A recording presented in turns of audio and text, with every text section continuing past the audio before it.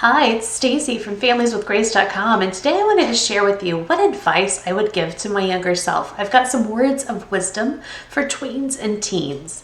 So I have thought in the past about if I could go back and talk to my younger self, would I? I don't know. Sometimes I think yes, there are things that I would tell me of long ago. Other times I think no, because the life that I've lived has shaped me into the person I am today, and I'm pretty okay with her.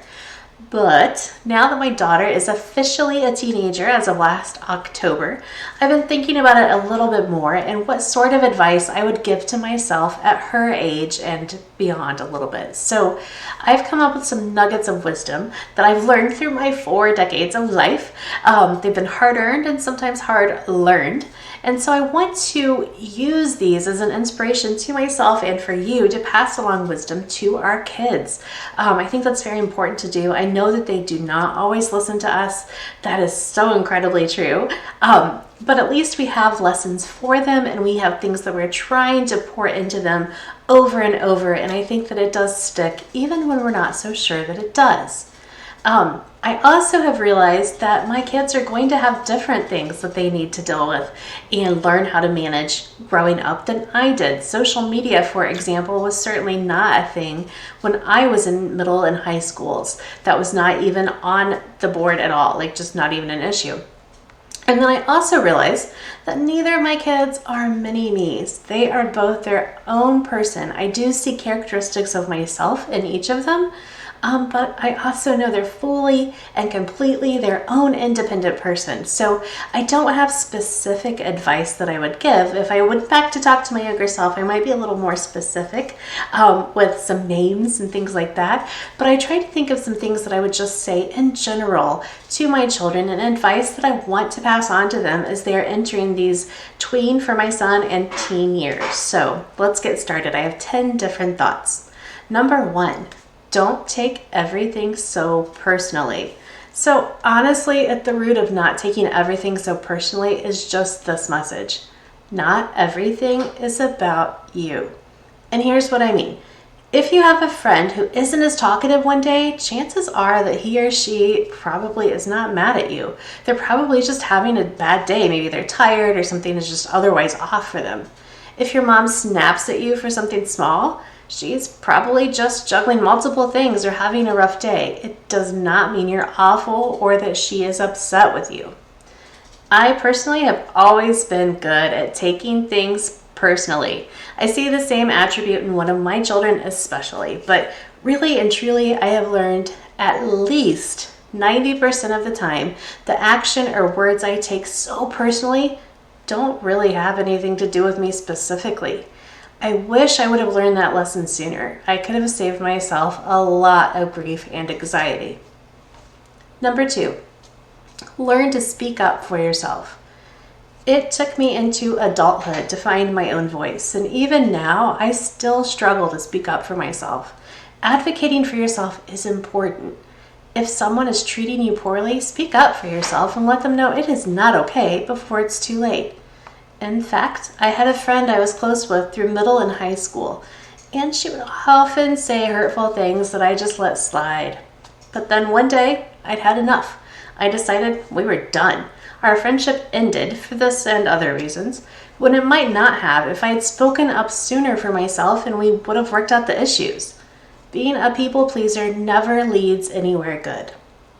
You cannot make everyone happy all the time, no matter how hard you try. Don't be afraid to truthfully speak up for yourself and be respectful and speak up for yourself and for your needs. And remember, nobody can read your mind. If you have an issue with someone, talk to them plainly instead of passive-aggressively. Number 3, know you'll find your people. Some people make lifelong friends early on in life. My husband, for example, has a great friend who he met in 5th grade and they've been friends ever since. But not all of us are those kinds of people. When it comes to friend luck, in fact, I have struck out more often than not. If I were to give advice to my younger self, I'd tell her to hang in there. During the tween and teen years, you're mostly just with kids you know from school. Maybe you found your people during these years, and that's awesome. But maybe you haven't. Or maybe they're sort of your people, but not quite. Know you will eventually find your people who get you and accept you for who you are. As you get older and into college and work, you'll meet more people. Some will be part of your life for a season, others will remain for a lifetime. Don't worry if you've not found your lifetime friends yet. You still have plenty of time. Number 4, stick with friends who stand by you. Friendships are constantly shifting and changing when we're in middle and high school. I have a plethora of stories just from my own middle and high school days. But if you find a friend who sticks with you during hard times, keep them. I will never forget during my senior year of high school when a group of so-called friends spent the entire lunchtime talking negatively about me. One of my actual friends got up and left the table. She did not engage in the conversation and came to find me instead. She gave me support and encouragement. To this day, she's still one of the only people from high school I see on a regular basis. When you identify your true friends, hang on tight. Number 5, ignore other people's opinions of you. During middle and high school, I was very aware of other people's opinions of me. I think that's pretty normal, but sometimes we need to just ignore what other people think and live our lives. Do what makes us happy. Don't be so busy worrying about what other people think of you that you let it shape the decisions you make. I know that can be easier said than done. I wish I would have learned it sooner, though, to not care so much about others' opinions. A great piece of advice I often see floating around online is to not take criticism from people who you would not go to for advice. Number 6, remember that everyone has a story and a struggle. To some degree, I think we're all aware that everyone has more going on than we know about, yet we can easily forget that in the midst of dealing with our own challenges. In giving advice to my younger self, I'd remind her that she does not know everyone's story. Some people need more grace than anyone gives them. Some people need to be loved. Some people need to be heard. Others need someone to call them on their actions.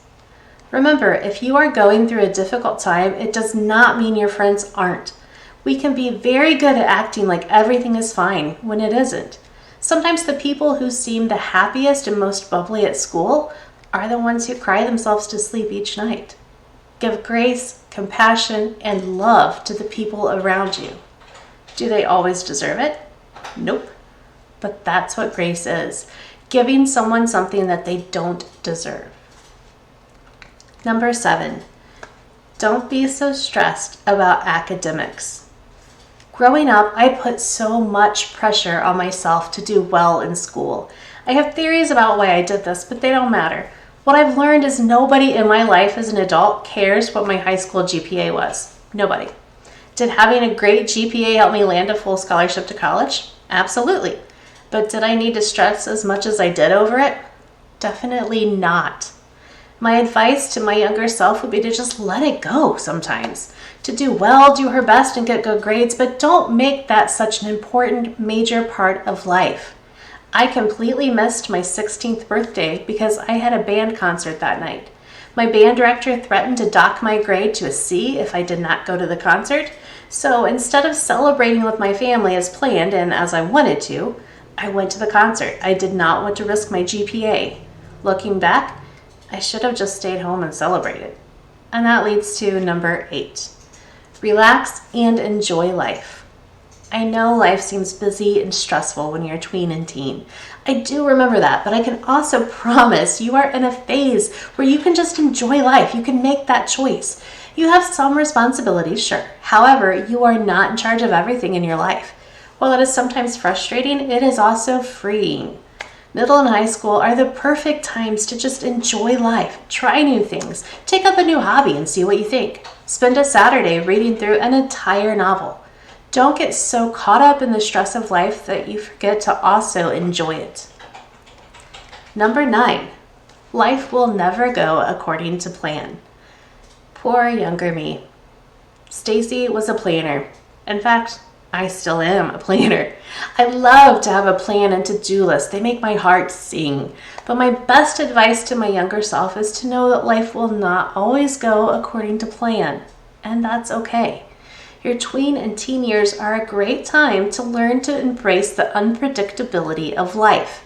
Get upset about the change in what you had planned if you need to. But don't get stuck there. Move forward into plans B, C, D, or however many letters it takes to get there. One day you'll look back and you'll understand why your original plan not working out was actually for the best. Or at the very least, you'll see lessons you learned as a result of those plans not working out. And more times than you would guess, you'll be thankful your original plan fell through because the alternative was so much better. Make plans, but know they won't always turn out exactly as you envisioned, and it really is okay. And finally, number 10, give yourself grace. Yep, I know I do harp on this a lot, but it's something I wish my younger self knew sooner. I have spent a lifetime excelling at being really hard on myself. I'm nice to the people around me. In fact, I love encouraging people, and I always have, even as a tween and a teen. But I am mean to myself. My inner voice says awful things and has no patience for mistakes. I'm continually learning to quiet this voice and remind myself I'm doing the best I can. I truly wish I had learned this lesson from a younger age, that I had learned to give myself grace along the journey. It would have saved me from so many negative feelings and given me self-confidence, which I definitely have needed. And that's all of my tips that I have for you today. Make sure that you check out other great content that we have over at familieswithgrace.com. We have all sorts of things for helping you create homes filled with grace, love, and faith. Until next time, I'll see you then. Bye-bye.